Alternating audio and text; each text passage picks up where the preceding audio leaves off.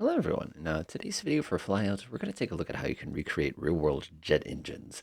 Now, as I said before, with the piston engines, just because something works in a certain way in the real world is not going to mean the numbers are one-to-one in the sim, or the game, I should say. We're definitely not a sim, but we have a lot of good things going. So first things first, I'm going to double check to make sure I'm using jet fuel. And the reason I want to make sure I'm using jet fuel here is it's going to give us all sorts of fun performance problems later on. So we're going to go ahead and recreate three different engines here. The first one, of course, it's going to be the legendary Junkers Yumo number 4. This is a pretty cool engine. It's one of the reasons I pick it is because it is a single spool engine. And I want to scroll down here. It tells us a bunch of cool things. It's going to tell us our combustor type, our turbine type, and how many stages the axial compressor is. It also gives us a general idea of its diameter, which is going to give us a pretty good idea of how big we're going to have to make it. But I promise you there will be a lot of shenanigans in playing with in order to get this remotely accurate, as you'll see in a moment. All right, let's do it. So first things first, we're going to come up here and we're going to go ahead and set everything that we know. We know that the spools, of course, it's a one spool engine, which is relatively straightforward. The other thing that we know from basically reading through it too is its general diameter. The general diameter in this thing says it's about 81 centimeters. So if I come in here and I do 81 centimeters, you're going to sit here and go, oh my gosh, that thing looks really, really, really big. But if you took a look at the picture, it is a relatively large engine for the era. So coming down here, we have a bypass ratio, but we don't. We're not a bypass because we're a straight turbojet. That's an important concept. Of course, we have our overall pressure ratio. If you remember from the actual example, it told us an overall pressure ratio is a 3.14. So if I come in here and type in a 3.14, you'll notice, yes, you actually can set these. And of course, last but not least, this is going to be when it produces that particular piece. This is one of those kind of tweak factors that's really going to bake on your jet. If you have a jet that's much, much, much faster, this number is probably going to come down. If you have a slower jet, this number is probably going to come up. The next thing we know is it's a cannular. If we come down here, it said that they were can type, and there were 6 of them. We can't select the fact that there were 6 of them. That's kind of a downside. This guy right here, our temperature, is going to be most of the trouble we're going to be getting here. But without doing too much work here, I can probably estimate that the temperature on this is going to be pretty low for an early jet engine. So I'm just going to take a quick guesstimate here and assume it's going to be 1,000, which is probably pretty safe. Our power turbine here, we don't want a power turbine. We can do anything we want with this because we don't have a power turbine. And of course, for utility drives, for the purposes of kind of keeping things running, we can do this. There's no afterburner here, and we have no fancy, any sort of special nozzle or anything like that. Throttle control is pretty normal, and there is our lovely engine. That's looking pretty solid. One of the downsides, unfortunately for us, is we can't test this engine inside of our little environment here. We have to actually go into the finger quote real world. So there's a bunch of things we're going to be looking for here as we test this. One thing I notice here is it's producing absolutely no thrust at all. And the reason it's producing no thrust is because it actually cut itself off. If I cut this off real quickly, shut everybody off, I can go ahead and do one of these. I can try to feel an ignition and I can try to get it to crank up. But as you'll observe, I have absolutely no thrust coming out of this thing. We're basically throwing a bunch of fuel that's just slowly rotating in here. So we're going to have to just idle a little bit. And even at 50% idle, it still actually will cut off. Keep going. All right, there we go. That was a project. We need about 50% idle, which is not unusual for engines like this. So go ahead and shut this bit off. There's a couple things we want to take a look. First of all, we're going to be interested in our maximum thrust, which I'm taking a look right here, and I can see my maximum thrust is at 13%. I'm already producing 9.47, which is far too high. But again, those are early jet engines. These were different. Remember, this is minimum temperature. Now, if I go ahead and stomp on this, we can see here that we're producing 47.8 kilonewtons of thrust here. That's way too high for that era. Even with the combustor temperature is 1,000 and all the regular limitations that we kind of installed on this thing, we're moving. We're moving really, really, really fast. And that's kind of the way that this was designed, unfortunately. A lot of the early inefficiencies of these engines is not well represented. And unfortunately, our massive diameter here is basically granting us all this extra power. But the good news is this diameter is helpful to us because it's going to tell us what we need to do, relatively speaking. So we need to reduce the diameter in order to simulate this engine more accurately. Obviously, we can fly around with half throttle or something like that. Again, minimum throttle, would that be about right? And what is it, 8,700, I think we said. So we're producing about 100% more thrust than we need to be producing. This is basically as much thrust as this should produce. So what we're going to have to do is reduce its size substantially. So normally, of course, would there's be some kind of tweaking factor. We could come in here. Of course, we could reduce our pressure ratio quite significantly. That would make a big difference here. We could come in here and try to find things that basically suck up energy out of the engine. But the reality is, it's just too good. It's too large. And one of the things they don't tell you is that when you read the radius of engines online, most of the time you're reading the radius of the whole engine, and that's got to be fairly large. And it's just something we need to do. So what I'm going to do is reduce this diameter by half. We'll go down to 0.41 here, which makes for a much smaller engine. Now watch what happens to our performance over in the world. All right, we can see here that we're just sort of chilling. Right at 20%, we're producing about 3,000, which is still going to be too high. If we crank this up to full, we'll see very, very clearly here that we're producing 11.43 kilonewtons, which one of the things you got to kind of remember whenever you're dealing with thrust numbers is this is completely, there's nothing choking air supply going into this thing. This is raw thrust. And this is actually pretty darn close to what we wanted to do. We can actually head back over to the hangar real quick, and you can see how this thing got a lot smaller, even with the less efficient combustors here. This thing is still booking pretty good.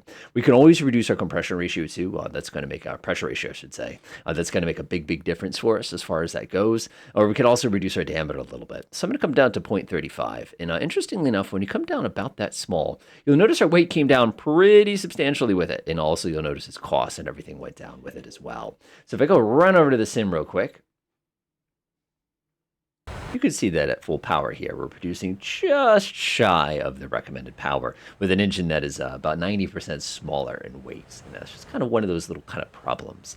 You're always going to encounter this whenever you're trying to be simulating early engine designs, because there's so many other flaws with this we can't simulate. The combustor temperature would have been quite a bit lower, which would have made a really, really big difference for us. And obviously the pressure ratio, which is showing pretty good right now, probably would be a little bit lower. Again, we could never achieve these kinds of things. We definitely couldn't handle these kinds of temperatures.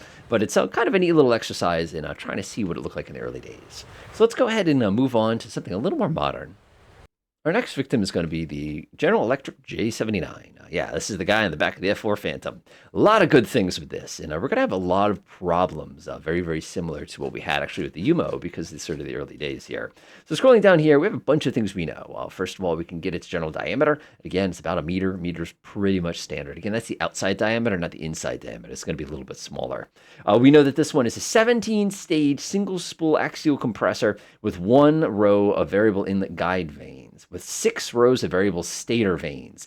It's basically going to be another one. The other thing you'll notice here is we have a 3-stage turbine. Remember, the turbine is what's capturing this. This is the turbine part. This is the compressor part. So this is interesting. It's actually a single-spool engine again. Of course, it's a turbojet, and it's an afterburning turbojet engine, which is basically the exact same thing we were just working with. You also notice that its combustors here are cannular, which is a slight improvement over the can style. And we can take a look here that the thrust is substantial. Let's try this out. Now, this is going to be a little harder because we got a lot of things we're going to have to compete with here. The first thing we'll do is we'll go ahead and set the diameter, and we're just going to guesstimate here. We're going to go up to about we'll do about 0.48 would be my guesstimate. Actually, it's going to be a little bit bigger than, I'm sorry. We'll assume it's about 0.95 or 0.90. I like that. According to our document here, we saw that it was a single spool, so we'll stick to the single spool here. It has no fan, one of those things that we kind of got a little later on. But we do have information about its pressure ratio, and the pressure ratio, of course, is a very, very critical number for us. We know that it has a 17-stage axial compressor, and it's an overall pressure ratio of 13.5 to 1. So we're going to come in here and make this 13.5 to 1. And now you can see as soon as we did that, this part of the engine got a lot longer, which makes perfect sense if you think about it. The other thing we know, of course, is that the turbine inlet temperature is not 1,000. It's quite a bit higher. It's actually 1,200. So we're going to come in here. We're just going to go up to 1,200. We're just going to drag that. Now that's our Kelvin, by the way. And we're going to set ours to cannular combustors. And you can see you get this nice little ring in the middle, and it makes it look like a really old school jet engine here. I'm going to leave all these components alone. We have no fan on the front. That's an important concept that you kind of have to, don't get confused with that. And we'll go ahead and give it a quick test here. Now, one of the challenges, if you remember a little while ago, we set the idle thrust to 50%. This idle thrust is way too high. We're going to have to adjust the idle quite substantially. It's probably going to be about 0.3 or 0.25 on it. But it gives us plenty of opportunity to give this thing a try. So I'll give this thing full throttle. And before we even do any real work here, we can see that we're at 74 net thrust here, kilonewtons. We're looking for, if you remember, about 52.8. So we're still a little big. That's fine to fix, though. Airflow, of course, if we come down here, is relatively high as well, 92.77 kilograms a second. We're looking for 77 kilograms a second. So we're actually a little high there. Fuel flow, of course, is actually pretty good. That's not that bad at all. Compressor pressure, all that other stuff, and all these other things we'll need to worry about. And it's a really, really, really loud engine. So that's kind of fun. So let's go ahead and make those quick adjustments here and get us a little bit closer. So I'm going to come here, I'm going to reduce this diameter to about 0.85. That's going to be a little bit closer. Remember, we're dealing with the intake diameter, and the way that this is calculated is it doesn't take that into account usually. I really wish we could click here and adjust it. This is fine. I don't need to change this. The idle throttle, if you remember, I said we need to come down substantially. So let's go ahead and set that a little lower and see what happens. All right, so let's give it a kick. All right, so a couple things I see right away. First of all, we're still about 67 net thrust here. Airflow is still a little on the high side, which is okay. Temperatures are fine. Everything in here is fine. The N1 Mach, all that's good. Again, we'd have to adjust this based on the installation of the aircraft. Fuel quantity, fuel consumption is about what we expected, which is pretty good. Still a little high in the thrust, though. But again, that's going to have to come down to playing with its diameter a little bit. We could adjust pressure ratios, but since they gave us the pressure ratio, we'll try to stick to it kind of the best we can here. That's fine. So I'm just going to bring its diameter down just a tiny bit more, and we'll come down to a J79 for 79. I like that. So the next thing we're going to do is take our attention to the afterburner. The afterburner here is relatively straightforward. I'm just going to press enable here, and it's going to throw on a pretty conventional looking afterburner can, just kind of chilling off the back there. Now the afterburner, of course, the performance all comes down to how much tolerance you're willing to have as far as temperature goes. So what I'm going to do is I'm going to make my afterburner throttle at 0.90. Again, in the real world, it'd be actually almost exactly 75, depending on what aircraft you're dealing with here.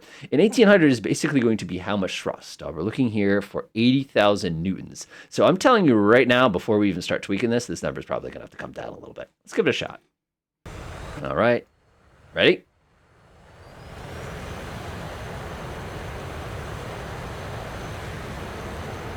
There we go. So I can see here our net thrust right now is 78.96 kilonewtons, and we were looking for a net thrust of 80 kilonewtons. So we need about a 5% increase in temperature there, which is amazingly not that much. The other thing worth noting, too, is our afterburner here has no special nozzles or anything attached to it. So we're at a bit of a downside as far as being able to direct this accurately. So if we were to actually head back over here to our little generator here, if I click on this thing, we can actually set a variable area nozzle on here. And once we stick that on there, that's going to do things, as you'll see. And where could that go? Oh, yeah, that's what I'm talking about. That's about 78.6 kilonewtons. We didn't have a massive change here. This is more, again, trying to choke the airflow coming out of here. Again, we're going for about 80 kilonewtons. So I'm pretty confident that if we head back over here real fast, came up here, I'm going to click that sucker real quickly. What did I say? About 50 degrees is probably going to be plenty. Let's take a look. And voila! You can see we're off by about, I don't know, we're going to call that at 110 kilonewtons or so. I think that's pretty darn good. Remember, our airflow is supposed to be about 77. We're about 73 right now. So a lot of this is, anybody need a hot dog, by the way? Because I'm feeling hot dogs about right now for some reason. I'm not sure why. But the cool thing here is we know we're more or less succeeding. We're getting pretty good efficiency here because of this. And obviously, depending on our installation and the desired speed of our engine here, we have recreated the J79 fairly accurately. And it's about the right length and everything like that. A pair of these suckers could get an F4 Phantom going pretty quick. So that was pretty easy. What happens when we get to something a little more complicated? For the last jet engine we're going to take a look at, it's going to be the CF6. This is a very interesting device. This is a very large, very fuel-efficient high bypass engine, which means you have to deal with a fan on the front. It's also very capable, and it's obnoxious, because when we scroll down here, you can see there's so many different versions of this. And we can also see they've got some pretty funky combinations of turbines and compressors to make our life a little bit more interesting. But that doesn't mean we won't be able to figure it out. So let's get started. First thing I want to do here is I want to deal with the number of spools we're working with here. And we're working with a two-spool engine this time, which is slightly more efficient. We're going to fix that, don't worry. We also notice that the diameter here, we have to be a little more careful with now, because if this is going to be the diameter of the core, we now have a fan, which is going to have its own diameter in the front. Now, it's important to understand that this at 1.0 now means that this is now a 2-meter fan. That's kind of the way to think about it. So if I don't know how you could have a tiny fan, but if you want to come here and do a 1.5-meter fan, you could set this 1.5, and you could leave your core as being a 1-meter fan here, or 1-meter core, rather. The other thing I want to do, too, is come over here and take the nozzle off of it. We're not going to get any of that fun stuff. Let's do it. So what we're going to have to do now is we're going to start by going ahead and getting everything kind of squared away and ready to go. Our fan diameter is 219 centimeters. That works fine for us. So what I'm going to do is I'm going to grab the sucker. I'm going to come up to 219. It's going to be a 2.2 here. And I'm going to leave the core alone. We don't need really to fix with the core yet. So what I'm going to do now is my fan pressure ratio is way too high. I'm going to put this to like 1.25. That's fine. And if we know the number of counts of the blades, this is a good time to go ahead and slap the number of counts in there. I'd have to go look it up and see exactly how many blades there are in there. Like I said, it's no big deal as far as trying to get that perfect right now. It's something we can kind of play with later. I'll go with the 15 blader, which is plenty for us. That's all set. Pressure ratio, again, you want this relatively low, and you'll see what I mean a little later on. So now we get to the hard parts, the LPC and HPC. This is the compression. So one of the things you probably noticed when we opened that is it had 1 LP and 16 HP. So if I come in here and go 1 and I do 16 right here and I press enter, what you'll probably observe here is that it gives me an overall pressure ratio of 16 to 1. Now, when you take a look at the pressure ratio, you'll notice in the real world, it's about 25 to 1. So you can see that doesn't really do anything for us. That's not necessarily what that means. And unfortunately, it's just one of those things where it's like you want it to be that simple, but it actually doesn't end up. One thing I appreciate is we don't have to do anything about the turbine. The turbine's automatic, which is awesome because that'd be really difficult to play with. So what we're going to do here is we have to adjust this. And the safest way to do it, in my opinion, is usually what I like to do is I like to go run over to the LPC, and I like to play with that a little bit. If you notice here, I went for a 1.5 to 1, and that jumped us up almost instantly to about 24. If I come in here and do 1.6, you'll see that gets me about a 25.6 to 1, which is not too bad. That's roughly what it said. It said between 25 and 25.2, so we're just a little high here. Let's see here, 1.58. 25.2. I think, again, I could do the exact math here. 1.58, I think is fine. Good enough. So now we have our LPC about 1.58, and we have our HPC at about 16, and that gets us an overall pressure ratio of about 25. Now, one of the things you'll find sometimes when you're doing your research is just how powerful the stuff that's inside of it. What is our temperatures and things. But this is, to me, one of the biggest things that you're going to tweak along with the pressure ratio. So let's go ahead and run over to the sim and give it a shot real fast. All right, the first thing we're going to have to change, I think, is going to be the idle thrust. That's just kind of the nature of the beast here. So right now, we're looking for 185 kilonewtons is going to be our peak power here. So if you like the saw blade noise an engine likes, you're going to love this.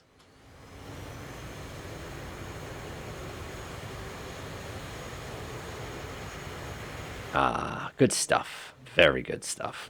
So there's a lot of things we can tell right away by listening to it. First thing we'll probably notice if you look at all of our details here, we can see we're getting a core thrust of about 65.33, which is not terrible. Core airflow, really low. Fan flow, pretty high. We can see fuel is actually pretty good. Overall pressure ratio is kind of low. Remember, we're not racing that hard right now. Coming down here, we can get a look at our compressor temperature, combustor, exhaust velocity. It's actually pretty comfortable. N1 Machs are looking pretty groovy right now. Our fan Mach's actually pretty darn low, so we have a lot of room to expand here. We also can see that my bypass ratio is actually really high. We can see that we have a bypass ratio of a 7.64. The real-world bypass ratio is significantly less. That means that too much air is basically going through the fan and not enough air is going through the core. There's a couple different ways we can fix that, and we'll go experiment with that now. So the first thing I like to do is I like to change the fan pressure ratio. This is usually the quickest way to adjust the thrust. So right now the pressure ratio is 1.25. So I'm going to go ahead and say 1.0, and that's, whoa boy, that's going to give us some issues. So I'm sitting here at about 25% thrust, and I'm producing about 58 kilonewtons of thrust, which is way too much for idle. And of course, when I order this thing to kick up, one of the things you'll notice here is my net thrust spikes. You can see we're up to about 114. Remember, our goal is 185, and we're just kind of hanging out right now. We can see a couple more things that we need to know to play with. One thing, overall pressure ratio is a little low here. We can go back and tweak that a little later if we need to. The N1's not working very hard. That's our compressor in the front, if you remember. That's because we only have 1.5 blades, remember? And our N2 working really hard. Our fan, on the other hand, is working extremely hard. And that tells us a lot. And we can still see that our pressure ratio, our bypass ratio, is still too high. This tells us a lot of things. One thing, like we were mentioning before, is that means there's not enough fuel fuel flowing through the core of the engine. Now, if we knew the actual diameter of the core, we could come in here and dial that in directly, which would make our life a little bit simpler. But one thing I'm noticing is my core here is not doing its work, even though we're at 120.5. So the first thing I like to do to attack that, rather than playing with the pressure ratio too much of the fan, because that gets a little complicated, as you'll find out later on, is I like to mess around next with our lovely temperature. So what I'm going to do is I'm going to up the temperature here. Now we're going to go up to 1500 Celsius, or Kelvin, sorry. And what that will do is that will work a lot harder. That means we're going to be capturing a lot more, and this core is going to be doing a lot more work. All right, let's see what happens this time. Again, we're sitting about 18%. Even at 8, it's producing plenty. Let's go kick it up.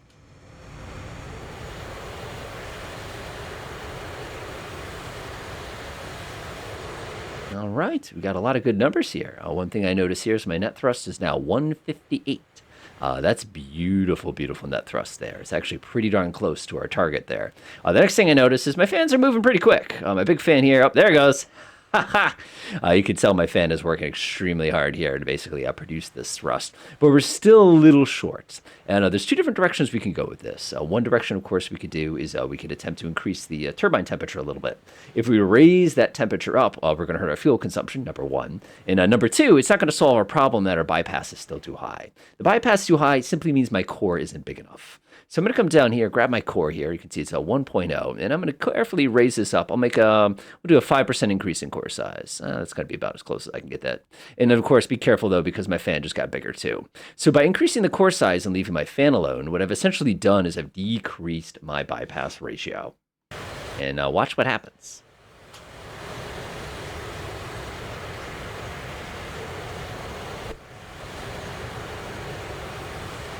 Not bad. Not bad at all. And you can see now that my bypass ratios come down substantially. I'm at about a 6.54 bypass ratio. So it did come down. So we have a little ways to go. Our core is it's working hard, but it's not quite getting as much as we can. We're still sucking so much through the core. We can see my net thrust right now is sitting here at a very comfortable 180 kilonewtons, which is actually not bad. That's only 5 kilonewtons away from our target. And again, if we wanted to quickly get that, all we have to do is raise this up by the equivalent percentage.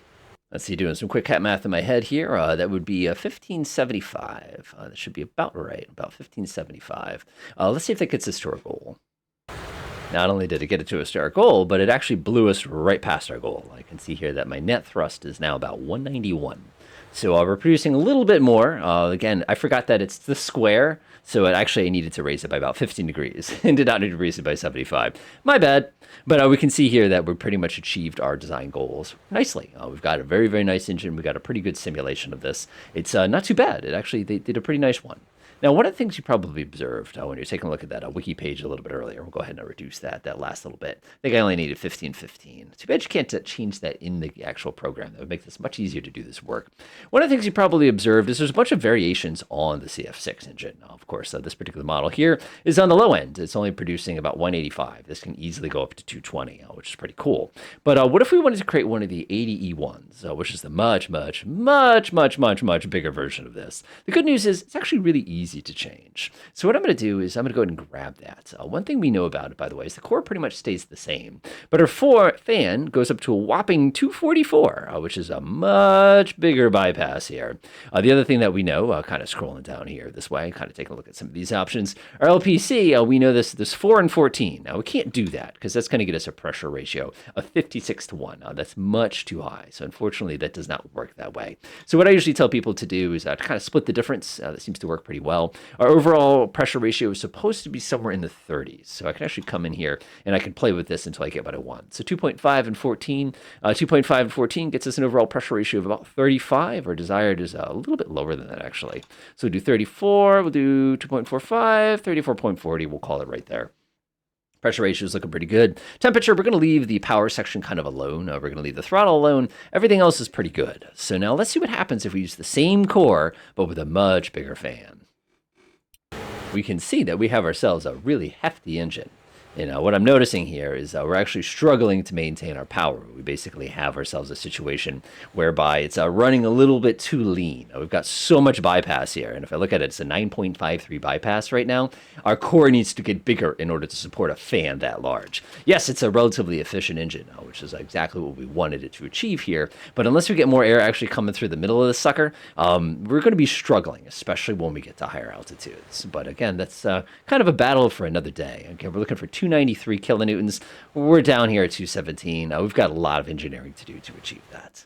So as you can see, it's very well possible to kind of take real-world engines and bring them over to Flyouts with kind of using some of the real-world numbers. One of the websites I always recommend for this is this great jet engine specification database, jetengine.net, if you're interested. And one of the things I really love about it is if you actually open it up, it provides you with all of the critical details. I keep in mind these are American inches and pounds and things like that units that you can then import directly into it when you need kind of a starting point to design those engines inside of Flyout.